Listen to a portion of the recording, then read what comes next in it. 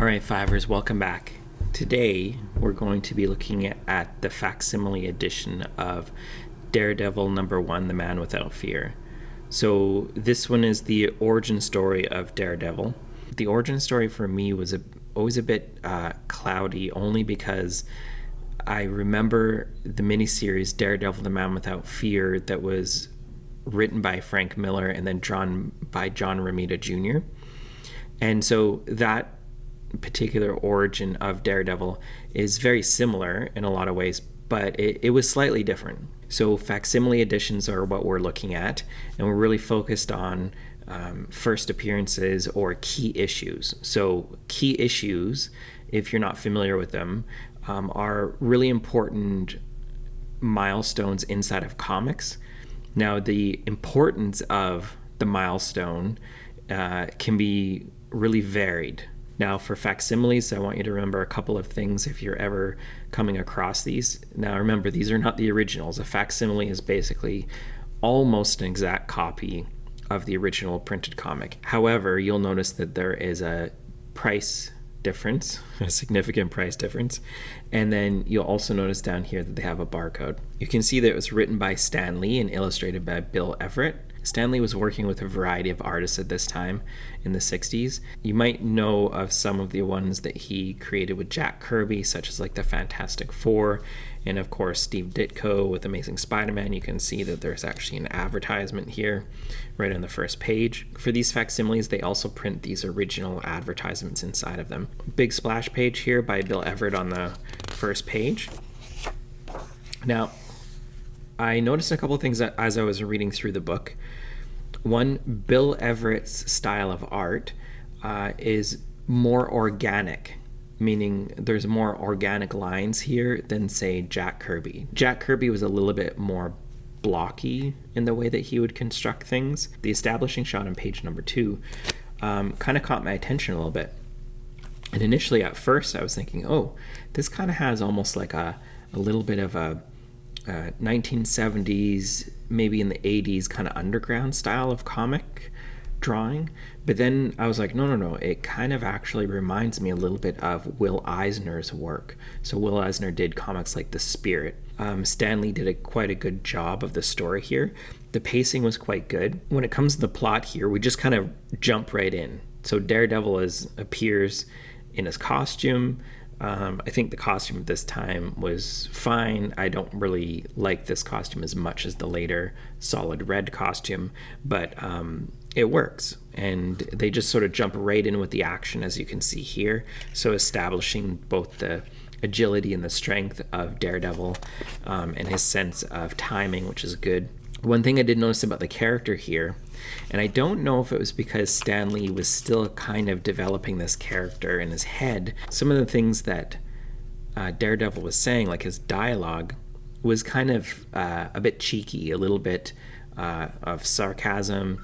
He's playing with his words a little bit, and it very much reminded me of like early Spider-Man, when Spider-Man would be fighting and then he would say these like quips or kind of like play on words that were kind of meant to be a bit more lighthearted as the action was happening. So I'm not sure why Stan Lee was doing that, and I feel like that kind of disappeared even throughout this issue. It started to reduce. This book was created in 1964, so after Spider-Man, obviously, and the Fantastic Four, and I think even the Avengers. I think Avengers was 1963. I went through that one as well.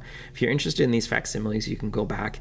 You can like and subscribe and take a look at some of the other facsimiles that I've kind of reviewed after Daredevil's fighting. We kind of pause, and Stan Lee takes us kind of back to when Matt Murdock, the main character, is interacting with his father. So his father was a boxer, a bit of an older boxer, but you can kind of get a glimpse into the relationship between him and his father and the fact that his mother is passed. His father's trying to encourage a young Matt Murdock to really study instead of only doing physical things like his father was. He wanted to have his son do something more than just sports like he was doing. Even though Matt Murdock's father is emphasizing his studying, kind of off to the side without his father even knowing, he's building his body up physically and setting the stage for when some of these events take place that change his life.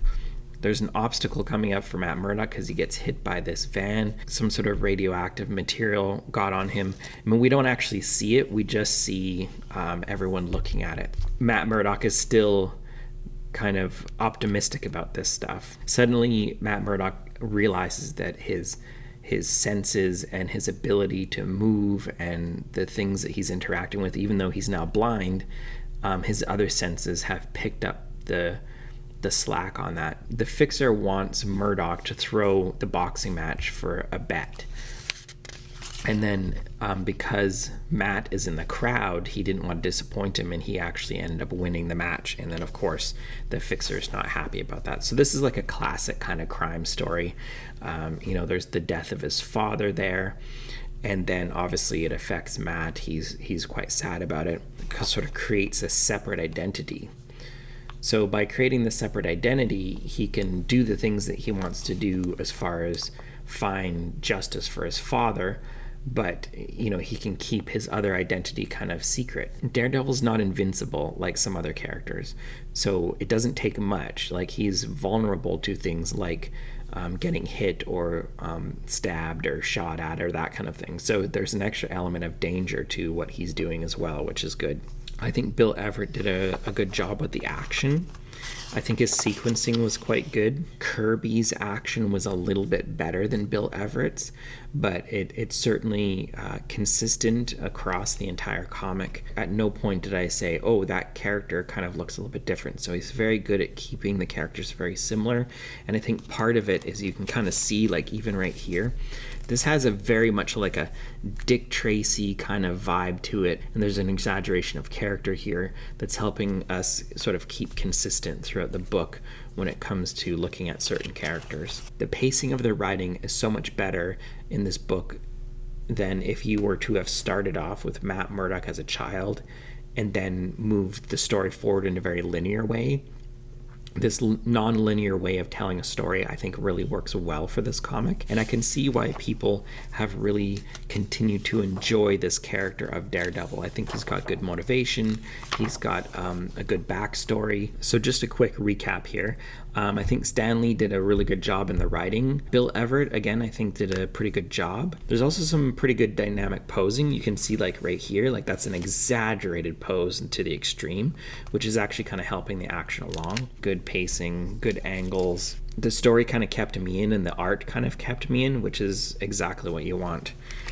One last thing of note is, and I've said this about X-Men #1 and also Avengers #1, which is these books are not as long as people anticipate. There's only actually 23 pages in this origin story. So it just really goes to show that if you have really good, clear writing and good sequencing by the artist, like less splash pages, that sort of thing, you can really achieve a lot when it comes to storytelling.